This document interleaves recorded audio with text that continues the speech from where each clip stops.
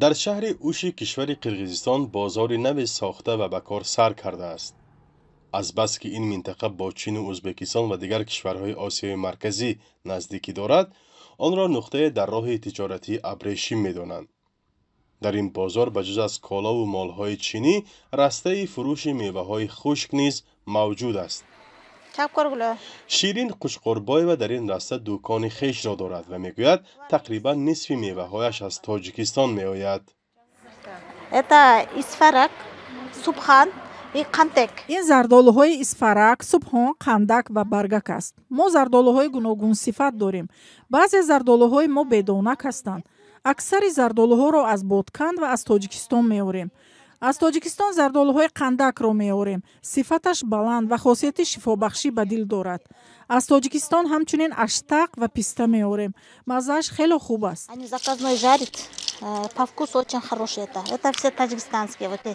سرد بودن روابط دو کشور همسایه و قریب 4 سال بسته بودن مرزها به کار شیرین نیز تاثیر رساند.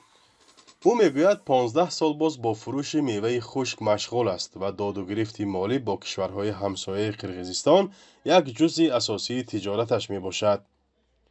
دیگر باره باز شدن مرز تاجیکستان و قرقیزستان بازارش را گرم کرده است. سال گذشته چنین میوه‌های خشک را نداشتیم. از ما خریداران بسیار درخواست می‌کردند. امسال آوردیم. بعضی مویز و شوردانک هم از تاجیکستان است. حجمش کلانی با صفت است. نرخش نظر به میوه‌های ازبکستان گرانتر است، ولی صفتاً بهتر میباشد. سوداگران و تاجران قرقیزستان میگویند محصولات تاجیکستان تا گوشه‌های دوردست کشور نیز دسترس و فروخته میشوند. عبدالله یتیموف در یک دهه دورتر از مرکز ولایت اوش 8 سال باز به سوداگری مشغول است. دکان او در جای قرار دارد که مردمان تاجیک و قرقیز در آنجا زندگی میکنند. او میگوید محصولات تاجیکستانی در بین دیگر انواع روزگار جایگاهی مخصوصی خود را دارد. این انگور، همال انگور وردم. انگور تاجیکستان است. این روغن تاجیکستان اینا. نه. همه روغن تاجیکستان اینا. همه پسته‌ای امیرا میفروشم اینا. انگور میفروشم اینا. روغن تاجیکستان. روغن تازه، روغن خوب اینا کن. 100% او پختگی. همه 100%.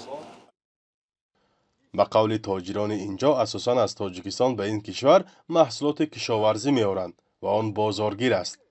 از این سبب تاجیکان مقیم قرقیزستان که به دهقانی مشغول هستند عزم دارند بعضی از میوه و سبزوات تاجیکستان را در اینجا پرورش کنند. تاجیکستان همون کچکای کاردینال همون رو ورده دامجا کچکای کاردینال با چی میگو همون تریه راماستا اکی این را خوش کد میریم همون تاجیکستان اسفره میریم زردالی را نوشم میاریم همون کوکی میشیدگیشو شیرینش هست نوشه بالای هم گفته بود نه خندک هست داخل چی میراش مچالکو رو میگیریم برای خوردن برای چی در چی میکشیم.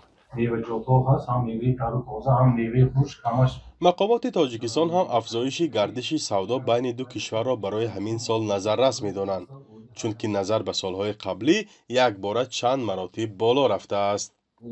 در 6 ماه سال جاری به مبلغ نزدیک 7 میلیون دلار بین جمهوری قرقیزستان سودا به عمل آمده است که از آن 2 میلیون 212 هزار میلیون دلار این صادرات شده است از طرف تاجیکستان و مبلغ واردات 4 میلیون 776 هزار دلار رو تشکیل داده است که این نسبت به سال گذشته متناسباً 4.8 برابر و 57.5 برابر رو تشکیل کرده است.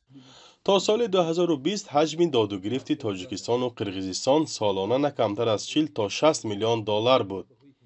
کاهش یکباره تجارت بین دو کشور بعد مناقشه های سالهای 2021-2022 در مرز صورت گرفت که صدها نفر را از دو طرف کشته و زخمی بر جای گذاشت. مناقشه سری مرز تعیین و علامت گذاری نشده صورت گرفت و سپس با بستن تمام گذرگاه های مرزی برای همدیگر و همینگونه بستن قلمرو هوایی کشورها برای یکدیگر انجامید. بعد این مناقشه ها حکومت های دو کشور که 10 ساله ها سری تعیین و علامت گذاری مرز بحث داشتند در مدت کمتر از 3 سال خط مرز را کشیدند ва моҳи марти соли 2025 созишномаи ниҳоиро имзо карданд. Фарзон Муҳаммадӣ, Радиои Озодӣ аз Ҷумҳурии Қирғизистон.